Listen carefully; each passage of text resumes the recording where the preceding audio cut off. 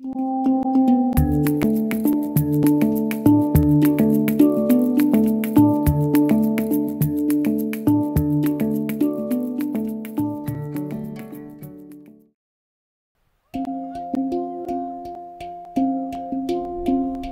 y a plus de 5000 peuples autochtones différents dans tout le monde, avec une population de 370 millions de personnes dans 70 pays. La plupart des peuples autochtones ont un lien fort et durable avec leurs terres, leurs ressources et surtout avec leur territoire.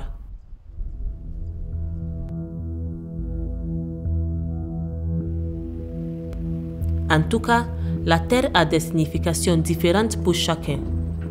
Les représentants du gouvernement la voient comme un facteur de développement national et de nombreuses entreprises la considèrent comme un moyen d'augmenter leurs profits.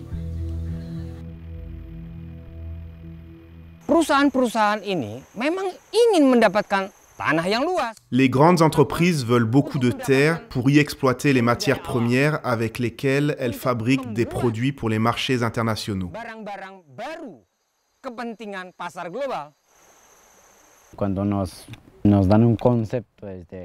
Les étrangers voient la terre comme quelque chose à utiliser, à exploiter. Mais pour nous, le territoire est indispensable à notre vision du monde. C'est notre façon d'être. Nous sommes nous-mêmes les représentations de notre territoire. Tout est né du territoire. Et si nous coupons ce cordon avec le territoire, alors nous perdrons notre identité, nous perdrons nos racines.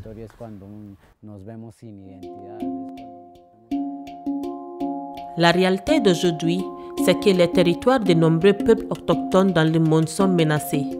Cette vidéo explique ce que ces menaces sont, pourquoi elles existent et quel impact elles ont sur la communauté à travers le monde. Comprendre les phénomènes de l'accaparement des terres, c'est une étape vitale pour la défense de vos territoires. Pour commencer, il est important de revenir sur l'origine coloniale de l'accaparement des terres et pourquoi c'est lié à ce qu'il se passe aujourd'hui. À partir du XVe siècle, les explorateurs et les marchands ont quitté l'Europe à la recherche de richesses et de terres. Quand ils sont arrivés en Afrique, l'Asie ou les Amériques, ils ont été accueillis par les peuples autochtones, les habitants de ces terres. Parfois, ce premier contact a offert des opportunités commerciales, mais la plupart du temps, les Européens ont pris les territoires autochtones souvent par la violence. Ils ont déclaré la terre vierge et ils ont extrait les ressources pour construire leur propre empire. Cela a duré des centaines d'années. À l'indépendance, lors de la création des nouveaux États, de nombreux peuples indigènes ont cru que leur terre sera leur restituée. Mais trop souvent, ce sont les nouveaux États qui ont gardé le contrôle.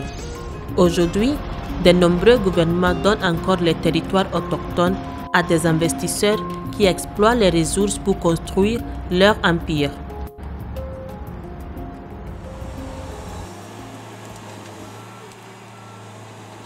Quelle est la différence entre les colons et les entreprises qui s'installent aujourd'hui?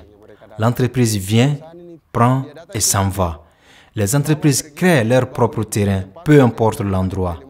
Et nous regardons cela, nous devenons des mendiants sur nos propres terres. Une entreprise vient et achète la terre au prix d'or exprisio de tous les habitats hors de leur habitat naturel. C'est comme recoloniser un pays indépendant.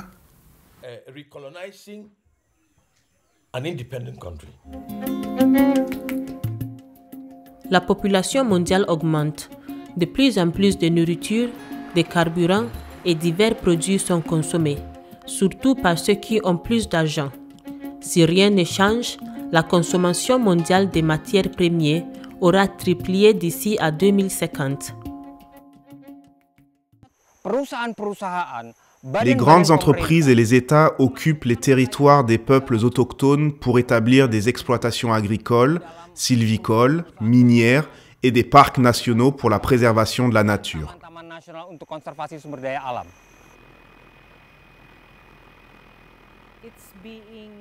Maintenant, une valeur économique est mise sur toutes les ressources naturelles. La terre, l'eau, les forêts sont devenus des produits commerciaux. Ce qui pousse sous la terre, ce qui est enterré et la terre elle-même, tout sont opportunités de profit pour les entreprises qui la possèdent. Nos territoires sont pleins de ressources naturelles et les multinationales viennent pour cela.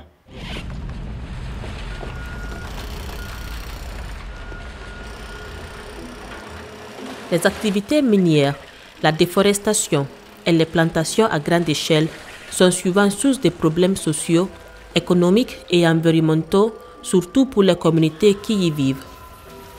Les céréales, la viande, le sucre, l'huile de palme, la pâte à papier, le charbon, l'aluminium, le cuivre, l'or et le pétrole sont une partie seulement des produits de la terre qui sont exportés à travers le monde.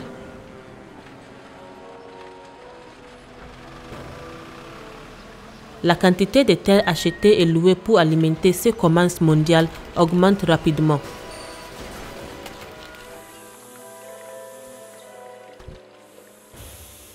Parfois, ces transactions de terre à grande échelle se font avec consentement de la communauté qui y bénéficie. Mais trop souvent, les communautés sont expulsées de force, menacées ou intimidées. Les standards selon lesquels les entreprises doivent opérer, par exemple pour protéger l'environnement et la population, sont faibles. Et les accords manquent souvent de transparence et de clarté sur les activités, l'emploi et le partage des bénéfices. Lorsque les transactions à grande échelle se déroulent dans cette manière, on peut appeler cela accaparement des terres.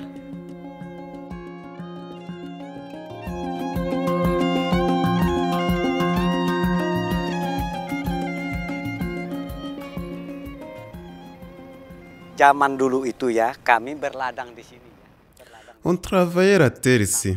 On y cherchait des rotins, d'orhaésine, des cerfs, des sangliers et des tortues. Ça, c'était avant. Plus maintenant.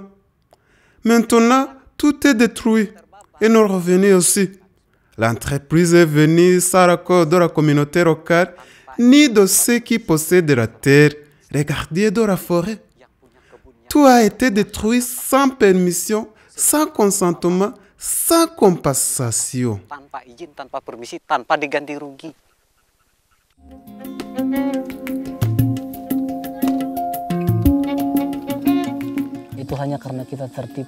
C'est arrivé parce que nous avons été trompés. Nous avons été séduits par le ton apaisant des entreprises et on leur a donné nos forêts. Maintenant, on le sait, et les problèmes sont là, et il semblerait qu'on a tout perdu.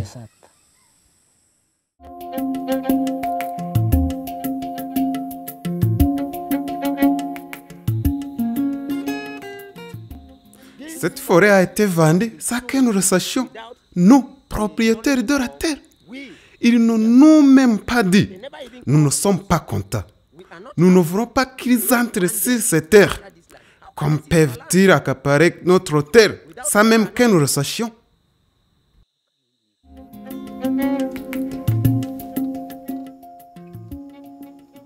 Ils nous ont bannis, ils nous ont jetés, poursuivis, maltraités. Et ils sont venus chercher les aînés avec des armes. Et maintenant, ils nous chassent encore, mais nous ne partirons plus d'ici.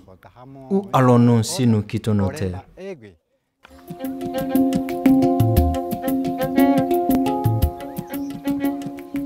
Les forces de sécurité ont évincé notre peuple. Ils ont brûlé nos maisons et détruit nos biens. Nos moyens d'existence sont altérés et la pauvreté a augmenté. Dans un village, ils sont venus avec des armes à feu. Tout le monde a fui et nous avons perdu un enfant. C'est un conflit entre le profit et la vie.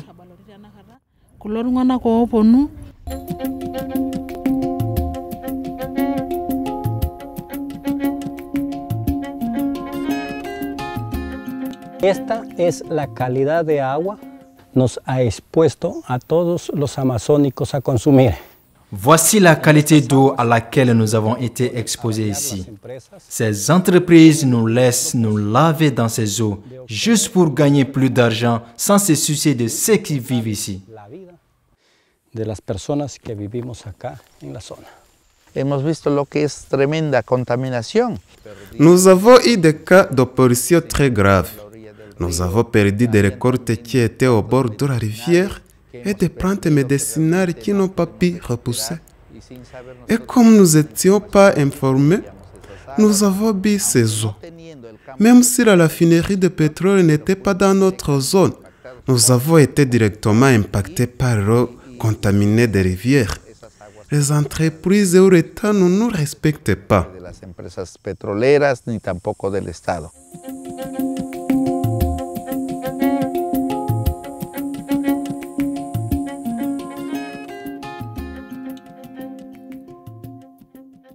Dans les 10 dernières années, le business des plantations a déplacé 1 million de Paraguayens de la campagne à la ville. Ils viennent vivre à la ville, dans les rues, et souffrent beaucoup. Lorsqu'il pleut, ils n'ont nulle part où aller. Ils n'ont pas assez d'argent. Les enfants tombent malades, les filles doivent se prostituer, les jeunes commencent à boire de l'alcool. C'est un gâchis total.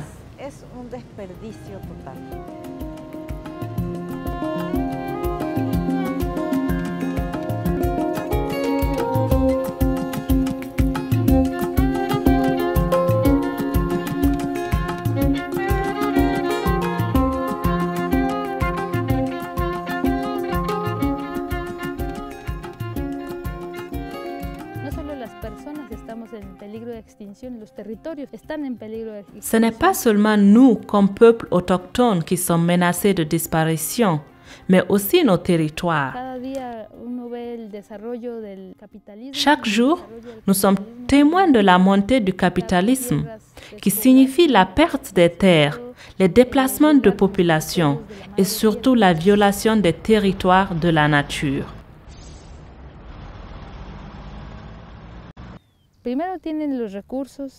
Ils ont les ressources, ils ont l'infrastructure, ils ont la police et les forces armées. On peut dire qu'ils ont la force matérielle. Mais nous avons la force physique, la force idéologique, la force culturelle. Notre mode d'organisation a toujours tourné autour de la défense de notre territoire. Et d'où cela vient-il? D'un endroit très profond et spirituel, de la nature qui est notre mère.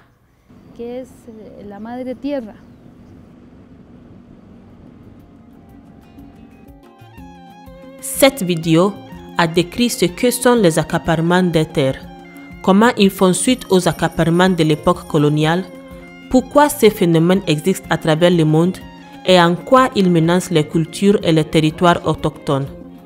Si des entreprises prévoient des projets sur votre territoire, nous vous invitons à regarder la vidéo « Stratégie des entreprises » qui décrit la multitude de techniques utilisées par les entreprises pour convaincre les membres d'une communauté d'accepter et de soutenir leurs projets. Mais tout d'abord, prenez le temps de discuter des menaces auxquelles vous êtes confrontés en tant que communauté.